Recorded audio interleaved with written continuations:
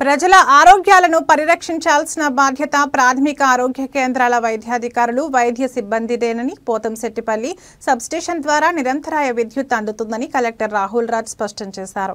కుల్చారం మండల కేంద్రంలో విస్తృత తనిఖీలు నిర్వహించారు. ప్రాథమిక ఆరోగ్య కేంద్రం పోతంశెట్టిపల్లి సబ్స్టేషన్ను కలెక్టర్ తనిఖీ చేశారు. ముందుగా కుల్చారం పిహెచ్సిని సందర్శించిన collector OP registration counter, lab, inpatient ward, vaccination room తదితర విభాగాలను తనిఖీ చేశారు. మెడికల్ ఆఫీసర్తో పాటు విధుల్లో ఉన్న సిబ్బంది హాజరును పరిశీలించారు. ఆరోగ్య కేంద్రం ద్వారా ప్రజలకు అందిస్తున్న వైద్య సేవల గురించి ఆరా తీశారు.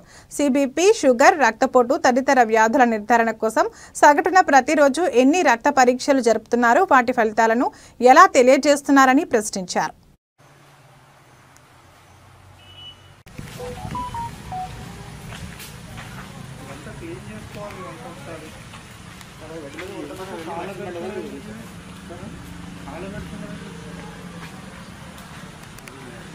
బయోమెడికల్ తీసుకోబోతుంది.